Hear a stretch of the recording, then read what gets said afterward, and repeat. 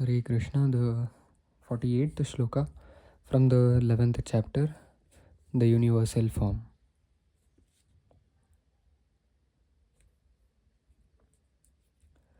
Na vedaya agnadhya ayanairna danair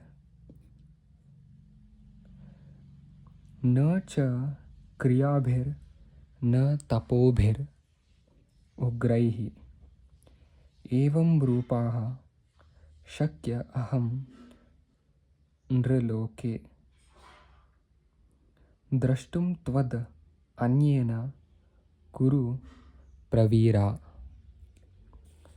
O best of the Kuru warriors, no one before you has ever seen this universal form of mine, for neither by studying the Vedas, nor by performing sacrifices, nor by charity, nor by pious activities, nor by severe penances can I be seen in this form in the material world. Purport: the divine vision in this connection should be clearly understood. Who can have divine vision?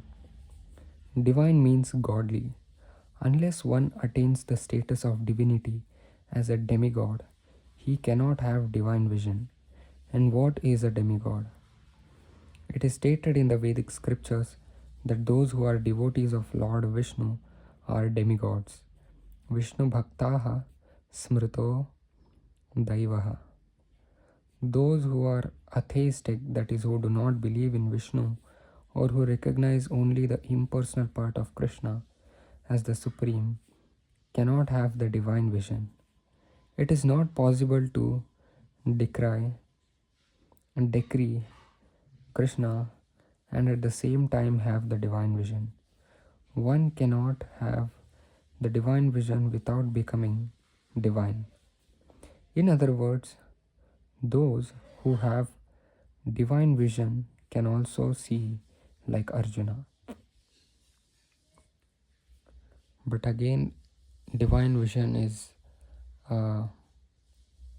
given to someone only by the grace of the Lord. Right?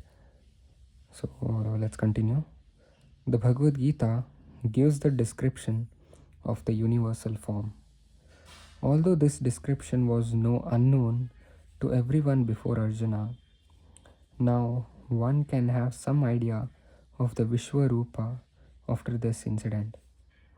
Those who are actually divine can see the universal form of the Lord. But one cannot be divine without being a pure devotee of Krishna.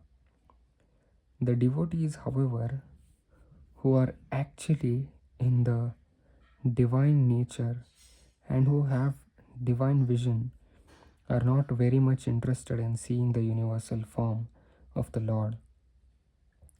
As described in the previous verse, Arjuna desired to see the four-handed form of Lord Krishna as Vishnu, and he was actually afraid of the universal form. In this verse, there are some significant words, just like Veda Yagnadhya Ayanaihi, which refers to studying Vedic literature and the subject matter of sacrificial regulations. Veda refers to all kinds of Vedic literature, such as the four Vedas, Rig, Yajur, Sama, and Atharva, and the 18 Puranas, the Upanishads, and the Vedanta Sutra. One can study these at home or anywhere else. Similarly, there are sutras, Kalpa Sutras, and Mimamsa Sutras for studying the method of sacrifice. Danaihi refers to charity which is offered to a suitable party, such as those who are engaged in the transcendental loving service of the Lord, the Brahmanas and the Vaishnavas. Similarly, pious activities refers to the Agnihotra and the prescribed duties of the different castes. and the voluntary acceptance of some bodily pains is called tapasya. So one can perform all these, can accept bodily penances, give charity, study the Vedas, etc. But unless he is a devotee like Arjuna, it is not possible to see that universal form. Those who are impersonalists are also imagining that they are seeing the universal form of the Lord. But from Bhagavad Gita, we understand that the impersonalists are not devotees. Therefore, they are unable to see the universal form of the Lord. There are many persons who create incarnations. They falsely claim an ordinary human to be an incarnation, but this is all foolishness. We should follow the principles of Bhagavad Gita, otherwise, there is no possibility of attaining perfect spiritual knowledge.